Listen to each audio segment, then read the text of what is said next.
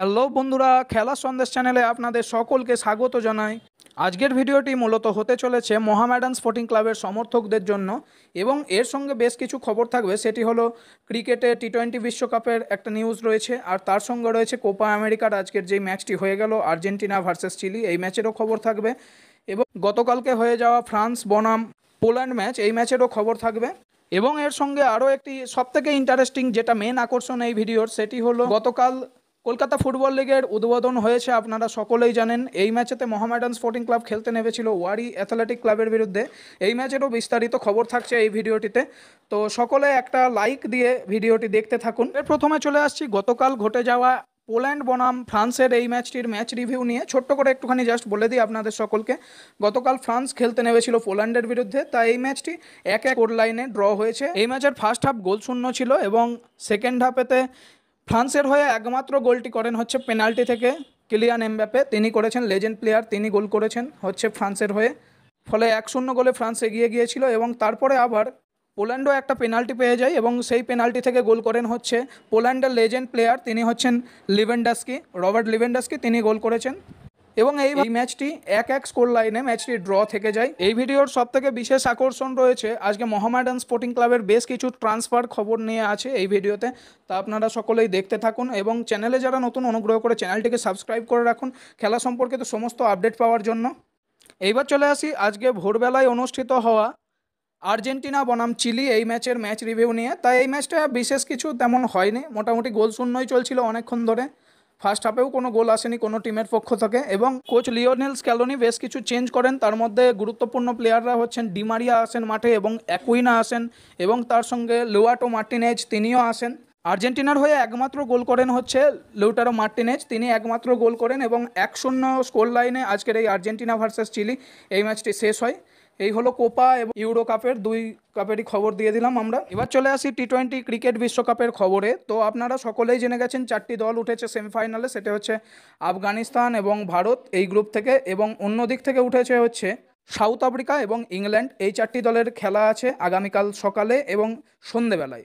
সেমিফাইনালের প্রথম ম্যাচটা আছে, সেটি হচ্ছে সাউথ আফ্রিকা বনাম আফগানিস্তান। এই ম্যাচটি শুরু হবে আগামীকাল সকাল 6টা থেকে এবং ভারতের খেলাটি শুরু হবে ভারত বনাম ইংল্যান্ড, এই ম্যাচটি শুরু হবে আগামীকাল সন্ধ্যা 7টা থেকে। এইবার চলে আসি আপনারা এতক্ষণ ধরে যেই খবরটা পাওয়ার জন্য বসে আছেন সেই খবরে, অর্থাৎ মোহামেডান স্পোর্টিং ক্লাবের ট্রান্সফার নিউজ এবং কাকে কাকে রিলিজ করেছে সেই খবরে। প্রথমে চলে আসি কাকে কাকে রিলিজ করা হয়েছে।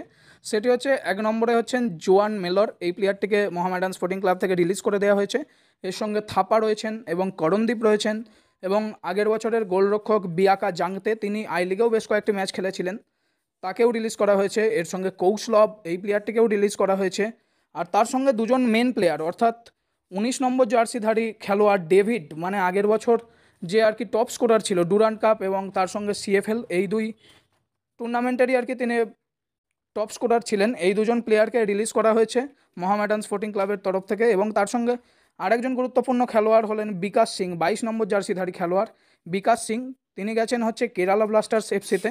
এবং ডেভিড তো আপনারা জেনেই গেছেন কোথায় গেছে, ইস্ট বেঙ্গল ক্লাব। এইবার আপনাদের সব থেকে বড় আপডেটটা দেবো, সেটি হচ্ছে মোহামেডান স্পোর্টিং ক্লাবের ট্রান্সফার আপডেট। তারা নতুন জয়েন করলো মোহামেডান স্পোর্টিং ক্লাব দলের, তা সেই নিয়ে শুরুতেই একটা দারুণ খবর, সেটি হচ্ছে বিদেশি একজন দুর্দান্ত মানের বিদেশি আসছে মোহামেডান স্পোর্টিং ক্লাবে। সেই প্লেয়ারটার নাম হচ্ছে চেজাল লবি মানজোকি। এই প্লেয়ারটি দুর্দান্ত মানের একজন প্লেয়ার, ইনি হচ্ছেন সেন্ট্রাল আফ্রিকান রিপাবলিকের একজন প্লেয়ার। এই প্লেয়ারটির বয়সও বেশি নয়, মাত্র 27 বছর বয়সী এই প্লেয়ার, এবং তিনি স্ট্রাইকার পজিশনে খেলেন এবং মাঝে মাঝে অ্যাটাকিং মিডিও হিসেবেও খেলতে পারেন এবং উইংয়েও খেলতে পারেন।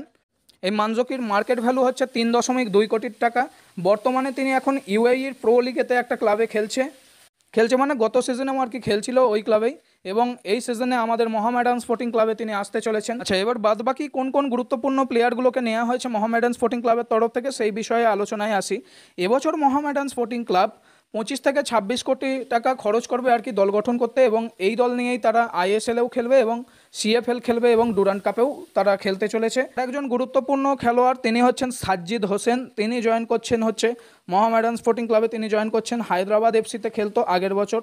এর সঙ্গে রয়েছেন হচ্ছে মোহিতোষ রায়, মেনলি নেওয়া হয়েছে সিএফএল খেলার জন্য। মাসের জন্য চুক্তি করা হয়েছে। আগের বছর আমরা দেখেছি ইস্টবেঙ্গল এফসির হয়ে যথেষ্ট ভালো খেলছিলেন আমাদের এই বঙ্গ সন্তান মহিতোষ রায়, এবং সিএফএলতে যদি খুব ভালো কিছু করে অবশ্যই তাকে আইএসএল এর এবং ডুরান্ট কাপেরও টিমে নামানো হবে। মহিতোষ রায়ের সাথে অবশ্যই কন্ট্যাক্ট এক্সটেনশন করা হবে। এইবার আসি গতকালকের ম্যাচের অন্যতম হিরো তাকে নিয়ে। তিনি হচ্ছেন গত বছরে নেরোকা এফসির হয়ে খেলা 22 বছর বয়সী মিডফিল্ডার সজল বাগ। তিনি আগের বছর অবধি নেরোকা এফসির হয়ে খেলছিলেন। তিনি এসছেন মোহামেডান স্পোর্টিং ক্লাবে এবং এসেই গতকালকের ম্যাচেই আমরা দেখেছি তিনি এসেই কী করে দিয়েছেন, 2টো গোল করেছেন এবং একটা অ্যাসিস্টও আছে তার। যাই হোক, সেটা নিয়ে বিস্তারিত একটুখানির মধ্যেই আলোচনা করছি, কিন্তু তার আগে আপনাদের ট্রান্সফারগুলো আগে জানিয়ে দিই।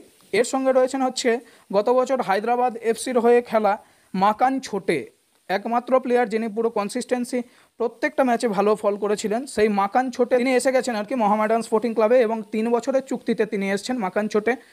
এর সঙ্গে আরেকজন নতুন প্লেয়ার হচ্ছেন গোলরক্ষক শুভজিৎ ভট্টাচার্য, তিনি এসছেন। এবং কালকে আমরা দেখেছি ওয়ারি এসির খেলোয়াড়রা অনেক কটা শট নিয়েছিলেন গোলের দিকে, কিন্তু শুভজিতের নিরাপদ দস্তানায় জমা পড়ে যায় সব শটই। খুব সুন্দর কালকে গোলকিপিং দেখলাম, যদিও ফার্স্ট ম্যাচ দেখে খুব ভালো বলা উচিত নয়, কিন্তু তাও ফার্স্ট ম্যাচ অনুযায়ী যথেষ্ট ভালো পারফর্ম করেছেন। তিনি যদি খুব ভালো খেলেন আমরা আবার বাংলা থেকে আবার দেখতে পারবো, আবার গোলরক্ষক একজন ভালো গোলরক্ষক উঠে আসবে বাংলা থেকে। এর সঙ্গে রয়েছে হচ্ছে রাইট উইং পজিশনের প্লেয়ার, তিনি হচ্ছেন এডিনসন, তিনিও কালকে নেমেছিলেন মাঠে। এবং রবসন, তিনিও হচ্ছেন নর্থ ইস্টের দিকের প্লেয়ার, তিনিও এসছেন হচ্ছে মোহামেডান স্পোর্টিং ক্লাবে। এর সঙ্গে রয়েছেন ইসরাফিল দাওয়ান, কালকে দেখছিলাম যথেষ্ট ছটফটেভাবে খেলছিলেন তিনি। ইসরাফিল দাওয়ান খুব ভালো একজন প্লেয়ার। এর সঙ্গে রয়েছেন হচ্ছে সুজিত সিং, গত বছর তিনি জর্জ টেলিগ্রাফের হয়ে খেলছিলেন, যথেষ্ট ভালো প্লেয়ার। এইগুলোই ছিল মোটামুটি ট্রান্সফার আপডেট, অর্থাৎ কোন কোন প্লেয়ারগুলোকে ছেড়ে দেওয়া হয়েছে এবং কোন কোন প্লেয়ারগুলোকে মোহামেডান স্পোর্টিং ক্লাবের তরফ থেকে নেওয়া হয়েছে, আপনাদের সমস্তটাই জানিয়ে দিলাম। এইবার চলে আসি গতকালকে হয়ে যাওয়া সিএফএলের খবরে, অর্থাৎ কলকাতা ফুটবল লিগের গতকাল উদ্বোধনী ম্যাচ ছিল কিশোর ভারতী ক্রীড়াঙ্গনে। এই ম্যাচটার এবার ম্যাচ রিভিউ ম্যাচ শুরু হওয়ার আগে আমরা দেখেছিলাম যে বেশ কিছুটা আর কি উদ্বোধনী অনুষ্ঠান খুব সুন্দর হচ্ছিল। মানে অনেক বছর এইগুলোই মিস করেছি আমরা, কলকাতা ফুটবল লিগ আমরা দেখতেও পাইনি অনেক বছর ধরে। আর কলকাতা ফুটবল লিগ কোন চ্যানেলে দেখানো হচ্ছে, কোথায় দেখানো হচ্ছে, সেই নিয়ে অলরেডি একটা ভিডিও বানানো রয়েছে, আপনারা গিয়ে দেখে আসতে পারেন। ডেসক্রিপশন বক্সে আমি লিঙ্কটাও দিয়ে রাখছি, আপনারা অবশ্যই দেখে আসতে পারেন সেই ভিডিওটিও। এবার চলে আসি সরাসরি ম্যাচ রিভিউ নিয়ে, সেটি হচ্ছে মোহামেডান স্পোর্টিং ক্লাবের কালকের লাইন আপটা এইরকম ছিল। শুভজিৎ ভট্টাচার্য কালকে গোলরক্ষক ছিলেন, এবং তার সঙ্গে ছিলেন জেমস সিং, দীপু হালদার, সজল বাগ এই নতুন প্লেয়ার, তিনিও নেমেছিলেন মাঠে। অ্যাসলে অ্যালভান কোলি, বামিয়া সামাদ, ইসরাফিল দিওয়ান, জোসেফ লালমোয়ানা, শুভ বিশ্বাস এবং লালং গাইসাকা এবং তন্ময় ঘোষ কালকের অধিনায়ক ছিলেন এই ম্যাচের, বঙ্গ সন্তান তিনি।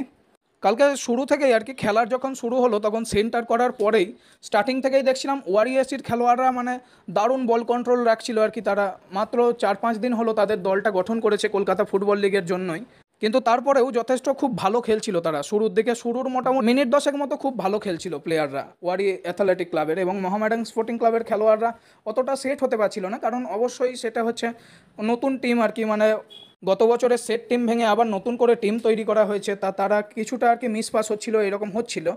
কিন্তু তারপরে যতটা সময় যায় মোহামেডান স্পোর্টিং ক্লাব খেলাটা ধরে ফেলে। প্রথমার্ধে মাত্র একটি গোল হয়, সেটি করেন হচ্ছে সজল বাগ, 32 মিনিটের মাথায় দারুণ গোল করেন, একক দক্ষতায় গোল তার।